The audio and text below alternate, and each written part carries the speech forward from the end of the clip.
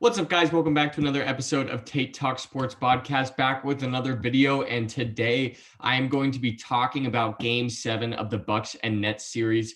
Not just Game 7, but the whole series, kind of my recap of it and some of the biggest points I have coming out of that Game 7 and seeing the Bucks win, which obviously, if you guys have watched any of my videos, you know that I picked them to get and win to the finals after a few different tries. And so to see them beat the Nets is huge for many, many reasons, not just because it got my prediction right, but because, I did want to see the Nets fall for reasons that I talk about in other videos that I won't get into now. But it's just very big to me that they did end up winning that Game 7 and that series. So just a little recap of Game 7 if you didn't watch it. Some of the top scorers of each team for the Bucks. Giannis had 40 points, 13 rebounds, and 5 assists. Middleton had 23 points, and their third highest scorer was actually Brook Lopez with 19 points.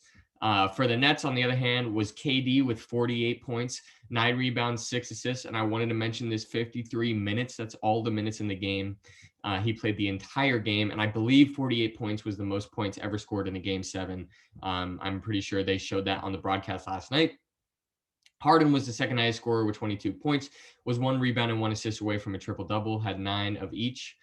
He also played 53 minutes, played the entire game, so much credit to Harden because he did play injured, as we all know. And actually their third highest scorer, which I'm sure if you told them that their third highest scorer was this player back in the beginning of the season, they wouldn't have believed you, but it was Blake Griffin with 17 points and 11 rebounds. Blake Griffin obviously having a big role in the game. So if you didn't watch that game, it was back and forth all game from the tip.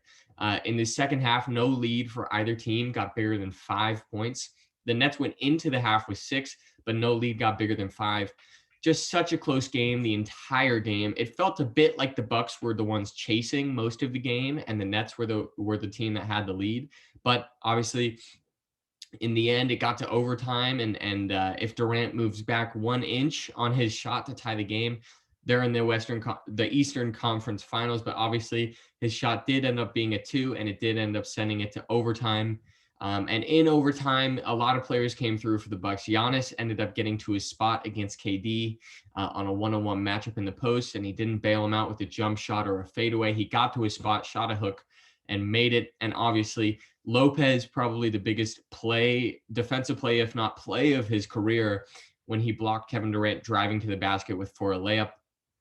And then Middleton on the other end shot a 2, a big time fadeaway against his defender to give the Bucks the lead, and the lead that would eventually give them the win. The OT final score, which is a bit of a crazy stat, was just 4-2, and I think it was technically 6-2 with the 2 free throws that were shot kind of after the buzzer. That was weird, but the points that mattered, it was 4-2 in overtime. And I think that's just a display of how exhausted both teams and stars were. If you watch that game, especially late in the second half and overtime, every break that the players got, their hands were on their knees and they were just drained of energy. And you could see it. But obviously, when it came down to it, players got the buckets, and it was just one of the more entertaining Game 7s that I've ever watched, and one that I've seen. So if you didn't get the chance to at least watch it, definitely check out the highlights because it was a game that I think both teams played their hearts out, and it's what you want in a Game 7, a close one, overtime, all the way to the end.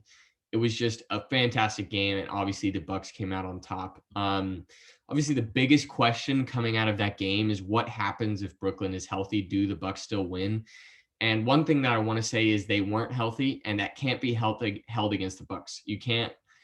The Bucks were healthy. They were almost fully healthy. Their only big injury was Dante DiVincenzo. They've survived the season, and the Nets didn't, and that's no fault of the Bucks. I will say that for me personally, if the Nets are healthy, I don't want to say they win for sure because I don't know. You never know how the Bucks play it differently, and is their defense enough to stop them? Maybe, but I gotta say, if Harden and Kyrie are fully healthy, I'm not sure with the way that the Bucks played in this series. If they do play how they did, I'm not sure that they win that series, and I do think the Nets come out. But that being said, once again, it can't be held against the Bucks. The Bucks played amazing, and even Kevin Durant said it in his post-game presser. He was saying that the Bucks played great, and it can't be held against them. That there were injuries or exhaustion on the side of the Nets. So, it's going to be there. It's always going to be there. It always is. But what I will say is, in a couple years, or just a year from now, when people are talking about this playoffs, it will hardly be remembered the injuries. That's generally what happens when looking back on playoff series. You only remember the victor. So next thing the next little section of this video I want to get into are big topics from the game and big excuses that are being used in the game, specifically game 7. And the first one I want to get into is Harden playing injured and him having a grade 2 sprain, and that's why he played poorly or shot bad. And yes, he was injured. Okay. The credit to him for playing 53 minutes on an injury. I'm not sure how smart that is, but he did it. But what I want to say is, if your injury is affecting your shot so much, and if it's affecting you so much that you can't shoot, don't shoot 12 threes, and don't shoot multiple on top of multiple step back, sidestep threes on broken possessions. If you know that your hamstring is affecting you to the point where you're not going to make a shot, don't shoot the shot. And it's not, he could have scored, and he did score in other areas. He was getting free throws, much to my chagrin, every time he drove. But, he was getting free throws every time he drove because he flops a lot. And that's just how it is. But he was getting the free throws, and he was getting assists. He had 9 assists. Every time he drove, something was happening. So don't bail the defense out with a 3-pointer that you're going to miss. I think to say that he played bad because of his injury, sure, he was not prime Harden and he didn't have the explosiveness that normally he would, but he was creating off the dribble and off the drive. And so to use the excuse of an injury, I think it's a bad look. He played 53 minutes. And if the injury is that bad, he's not playing 53 minutes. And he shouldn't have bailed out the Bucks by shooting so many threes, knowing that his injury was affecting him that much. He played 53 points. He played 53 minutes as a liability from 3, while Bruce Brown was on the floor for 52 minutes as well. That's 2 3-point liabilities on the floor, and that's too many. 1 is too many in today's NBA, which I will get into here in a second, but 2 is way too many, and obviously it affected the Bucks, I think, or the Nets way more than they thought it would. The next point I want to get into is Bruce Brown, and I just think in today's NBA, you can't get away with a 6'3" guard who can't shoot. A center maybe that can't shoot is okay because they bring rebounds, they bring rim protection, they bring height. But a 6'3" guard in today's game who can't shoot the 3 at all. I mean, if you were watching the series, Brook Lopez was generally the one put on Bruce Brown, and I use put on lightly. He was sitting in the paint basically all possession, every possession, because they weren't even guarding Bruce Brown half the time because he couldn't shoot the 3. And to Bruce Brown's credit, he fought for rebounds and he fought in the paint for some possessions, and he was hitting some floaters. But in today's NBA, especially in a game where Harden isn't hitting threes, having a 6'3" guard that can't shoot is just, it's a massive liability. And for him at the same time to be a very, very average one-on-one defender, say he's a guy like Patrick Beverley or a guy like PJ Tucker, who's shorter, and not these guys, but say he can't shoot, right? But he has defense and he's one-on-one defense, like Lu Dort in last season's playoffs. He's on the floor because of his defense. Bruce Brown was very average defensively, and most times was getting sought after for a mismatch for guys like Chris Middleton and Jrue Holiday. So for a guy to be such a 3-point liability and an average defender, it was very surprising to me the minutes he played. He was a great role player, but to play 52 minutes in an overtime game 7 for a guy that can't shoot, it's just surprising to me because it allowed a guy like Brook Lopez to play in the paint for the Bucks, one of the best rim protectors in the league. And can you imagine if that's a guy on the perimeter who's shooting? Brook Lopez has to respect that, and that opens up the paint so much more. And it just didn't happen. And I'm going to caveat this with, I know that the Nets would have wanted their guy like Spencer Dinwiddie to play in that spot, a guy who was injured very early in the regular season, but they didn't have him. And what I'll say is they could have played someone different. They had Landry Shamet on the bench who played 6 minutes in that game. And Landry Shamet is one of the better role players and catch and shoot three-point shooters in the league. And he played 6 minutes behind a guy like Bruce Brown who can't shoot, hit a floater or two, and was very average defensively. I think Shamet is maybe slightly worse defensively, but he's a great 3-point shooter and he puts so much effort in on the defensive end. Can you imagine if they had that one more shooter out there to hit that shot? I just think, yeah, they wanted Dinwiddie in that spot, but to play Bruce Brown 52 minutes, it's just surprising for me to see that. And it was a big problem that I think the Nets should have addressed and shouldn't have played Bruce Brown that many minutes, but that's another one of my points. And the third and final point that I want to get into is a lot of people were making a lot of noise of Giannis not stepping up, manning up and guarding Kevin Durant, and kind of mocking his defensive player of the year. And what I'll say, firstly, there are two main points I want to say on this. One is Giannis did not win defensive player of the year for his one-on-one defense. If you think that, you're wrong. He won his defensive player of the year for his excellent help defense and rim protection. That Bucks defense goes as Giannis goes. He's so good at recognizing when to help and when to contest and when to block. That's what he won his defensive player of the year for. And, what I'll say as far as Giannis checking KD, sure, he didn't check him one-on-one, but say Giannis does check him. He comes down the floor and he's the one guarding Durant off the beginning of the possession.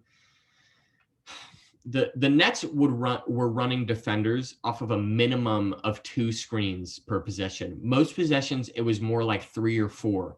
And what I mean by running off screens is, say Drew Holiday is put on a guy like Harden and he comes down the floor. Harden would get a guy to set a screen and Harden would go over that screen. And if Drew Holiday stayed, he'd go back over it. And if he still stayed, he'd go over again until whoever was guarding the screen setter would switch onto him, and then they'd get the switch, and then they'd try to run something. And the same was happening with Durant. So if Giannis was checking Durant, there would be so many screens set that the amount of times he would actually end up playing him one-on-one would be so few. And that leads me to my next point, which is the idea of checking someone one-on-one in a matchup in today's NBA is dead. And the fact that fans think that guys need to guard people can or will guard people one-on-one, it's dead, and it shouldn't be expected in today's NBA. And I hate it because you want to see those one-on-one matchups and you want to see the better player win in those matchups. But in today's NBA, the switch is so ruthlessly sought after that the one-on-one matchup in today's game is dead. And it happened in other series, and it's happened in series for the past couple of years. We saw it in the Dallas series this year. People wanted Kawhi to be matched up on Luka, and even Luka was running off screens the whole possession to get a switch, and I don't like it. And Luka is even one of my favorite players, and I didn't like that was happening. You want to see the best players play the best players, but teams in today's game are just constantly seeking the switch, and it's ruining the one-on-one matchup idea in today's game. And I think the idea of one person stopping another is something that hasn't quite happened since maybe Andre Iguodala on LeBron in the Warriors-Cavs series. And obviously he did not stop LeBron, but he did play good defense on him, and switches weren't ruthlessly sought after. And it's another thing that a few years ago in the Raptors-Bucks series, when Kawhi was given a lot of credit for quote-unquote stopping Giannis, when that is not what happened. Kawhi would be put on him, yes, a few possessions, but then screens would be set and a wall would be built and Giannis would be stopped. That wasn't a one-on-one matchup. It wasn't Kawhi versus Giannis. It was Serge Ibaka versus Giannis. It was all these centers on the Raptors versus Giannis. And that brings me back to this Bucks and Nets series, where the idea of Giannis checking KD was just not possible. There's so many screens set in today's NBA, and the switch is so ruthlessly sought after that it just wasn't possible. And for that to be held against Giannis and for him to be criticized defensively for that is something that just shouldn't happen, and just something that I wanted to make sure that I talked about. So, in conclusion, in this series and this game 7, if the Nets healthy, they might have won, and they probably would have won, but that should not be held against the Bucks and Giannis and the effort they put in and the game that they played in those final 2 games of the series, especially after going 2-0 down. Giannis, Middleton, and Drew Holiday all came up big when they needed to in the end of game 7. Drew Holiday hit 2 massive threes and 2 big jumpers, and Middleton obviously hit big jumpers, and Giannis obviously hit the shots that he needed to hit. But the team that was actually well-built won, and I am so happy for that. Just a little recap of what I've talked about in the past. I thought that whoever won this series was the team that other teams were going to build their teams after. And what I mean by that is if the Nets won this series and especially went on to go win the finals, teams would have gone offense only and hopefully outscored their opponents. And that's just not what you want to see. As much as it sounds like something you want to see, it's not what you want to see. Versus the Bucks, who were built for defense and pace. And I cannot overstate how well built as a player base that Bucks team is. Middleton almost perfectly complements Giannis. He's a tall forward who can get a bucket whenever he wants, and that creates space for Giannis. Drew Holiday is an amazing defensive point guard who can run the offense and also score when you need him to, and that complements that trio. And then you've got Brook Lopez, one of the best rim protecting bigs in the league, a guy who can also stretch the floor and shoot from the corner. All three of these guys I mentioned have stretched the floor for Giannis, and then the countless role players. You've got Brent Forbes who can stretch the floor, Pat Connaughton who can stretch the floor, DiVincenzo who can stretch the floor. All these guys perfectly complement that team. So to see the well-built team come out on top is just something very satisfying to see. And, obviously injuries played a part, but it was just a very fun series to watch, kind of brute force, almost the unstoppable object versus the unstoppable force, kind of the immovable object versus the unstoppable force kind of thing. So that series was an awesome series to watch. I'm really happy it happened. I honestly would have, it was a great series no matter the victor. And I hope you guys got to enjoy that game 7, and I hope you guys enjoyed this video about me recapping that series. If you have any other ideas of videos you want me to record or make, please let me know in the comments. I would love to read them and see what you guys want me to make. Thank you guys for watching. Make sure to like and subscribe, and I'll see you in the next one.